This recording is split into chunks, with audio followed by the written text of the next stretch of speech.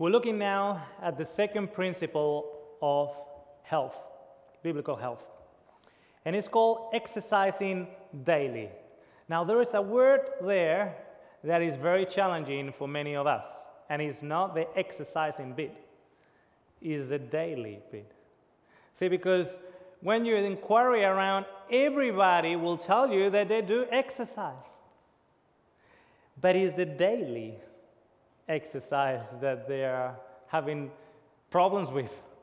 Have you ever heard of the daily sacrifice? Well, long gone are the days in which it is recommended 2 to 3 days a week exercise.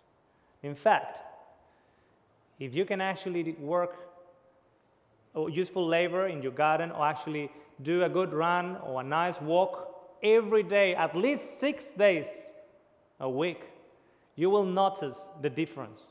In fact, if your body is only craving for 2 times a week, soon enough, you will stop exercising. See, something happens with exercise.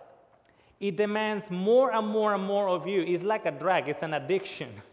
That's why you have people that all of a sudden they decide to start running, and a few years later they're running a marathon. They just started running around the block. See, there is a hormone in the body that is getting segregated by the body that is called the human growth hormone. And exercise triggers that. I don't know if you know, but many of the stars in Hollywood pay thousands and thousands of dollars to actually get injected through their veins the human growth hormone so they can look pretty and beautiful and young on camera.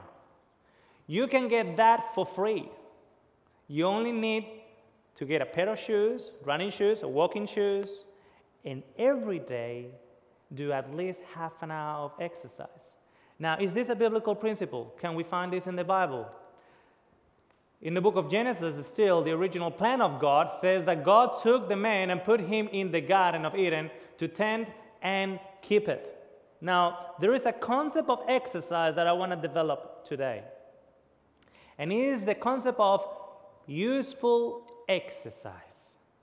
Now, you have the exercise for the half an hour walk of the day that has is useful in the sense that it's keeping you healthy, is helping with the human growth hormones to keep you to keep your body tuned up and looking healthy, etc. But there is a part in the daily routine that also is considered exercise, but it has a double blessing because it's called useful exercise. Now, we're living in a country here in Australia in which most of the people have a backyard. They can have a veggie garden.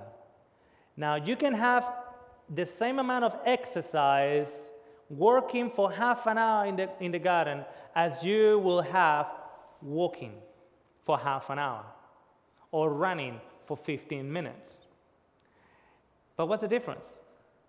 The difference is that you're growing your own vegetables, you have that satisfaction, you have a useful exercise. And that's what we see here in this principle in Genesis 2:15. That it's not just a matter of keep on moving. It's not just a matter of running a marathon. It's not just a matter of losing weight. It's a matter of doing something at the same time. Now, I personally run every day with my wife. We run about 5 to 10 Ks. Most of the days, 6 days a week, in fact. We rest 1 day a week, and we normally use that day in the afternoons to walk through God's creation in the afternoon. But a part of that, the benefits that we have found with exercise are numerous. One of them, for my own ego and pride, I went back to Spain after so many years away from my home country. And you know, when people come to you and say to you, Oscar, you just look the same as when you were gone, when you went away. You just look exactly the same. Look, I mean, that's something to your ego. I don't recommend it for egocentric ideas, but it keeps you healthy. It keeps you young. It keeps you with the strength to play with your own children. I have 3 children, And I can keep up with their running. I can keep up with their play because I can keep up with exercise.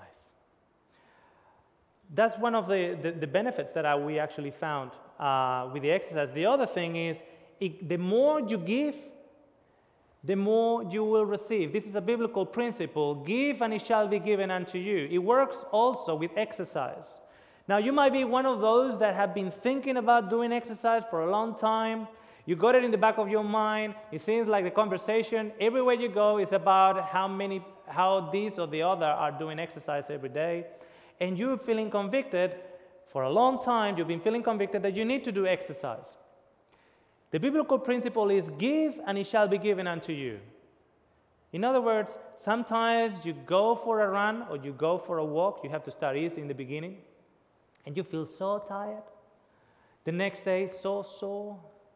You can't hardly walk. But if you continue on the routine, you know what will happen to your energy level?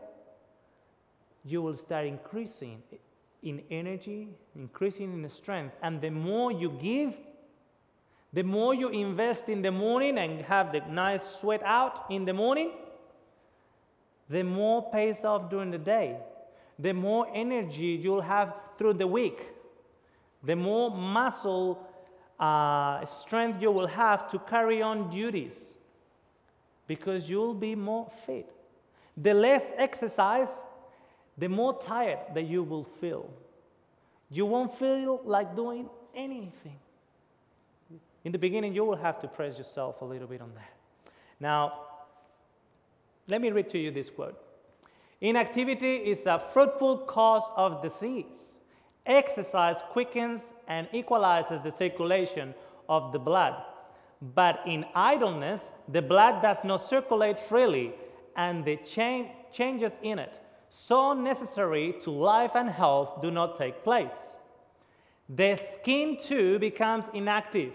Impurities are not expelled as they should be if the circulation had been quickened by vigorous exercise.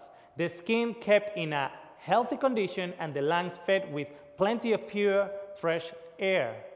This state of the system throws a double burden on the excretory organs, and disease is the result.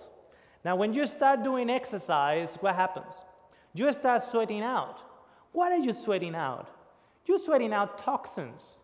Now, if you decide that you're not going to put those toxins through your skin, those toxins will have to either dwell in you at a cellular level or being expelled out somewhere else.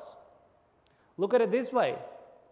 If you have the skin that is not working, the colon has to work double. Interesting enough, if you have your skin working through exercise, your colon will work better. And I illustrate what I mean. When you are walking or running, you know what happens to this muscle here around the colon? It's doing like this. It's vibrating. It's helping the peristaltic movement of the colon. So in fact, you're bringing out toxins through your skin, and it's helping your colon to bring more toxins out. Don't move, and you'll be more constipated. People go to hospitals, and the first thing that happens, they get constipated. Why? Well, you might say, well, because of the drugs that they have in. Well, not necessarily, though there might be some truth in that. But at the same time, they're lying down. They don't move. When you're lying down and don't move, there's nothing happening in the body. What I mean by that is not that nothing happened. Something happens.